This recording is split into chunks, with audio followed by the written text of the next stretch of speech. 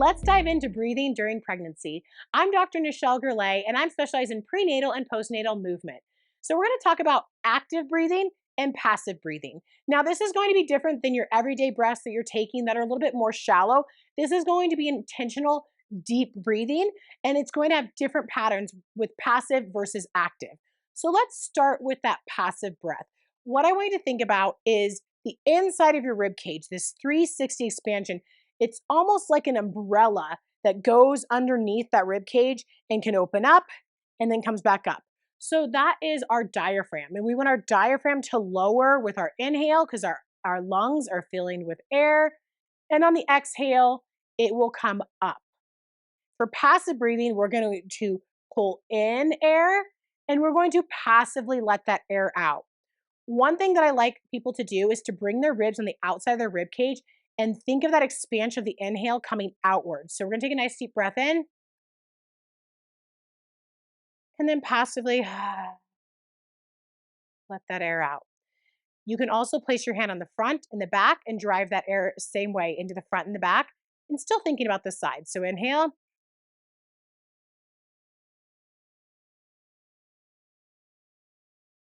So it's this 360 expansive breath. It's this umbrella opening. If you look up a picture of the diaphragm, you'll see how it's really moving, and that can help visualizations as well. So we really want to think that as we are inhaling, our lungs will fill. What's a little bit different than if we're not pregnant is that you might feel a little bit of a pull into your chest or a little bit more into your belly. And that's just because the diaphragm is having a little bit less space to press into because of the baby taking up that space in your abdomen.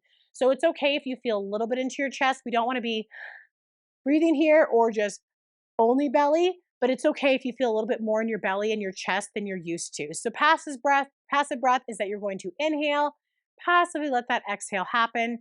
Now let's talk about active breathing. So for active breathing, you're going to do that same inhale where you're pulling air in. You're thinking of that 360 expansion of that rib cage.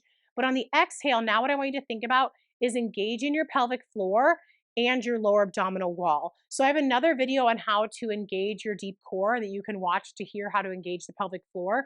But for right now, I'm just going to say engage pelvic floor.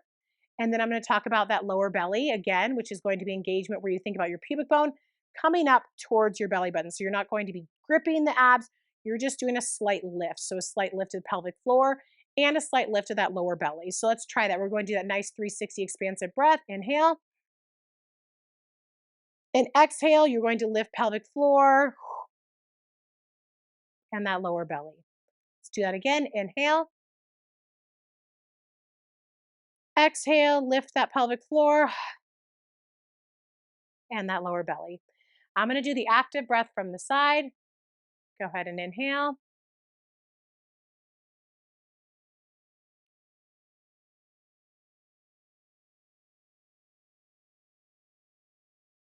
What I don't want during the active breathing is that you're thinking of gripping in like the hardest contraction you can.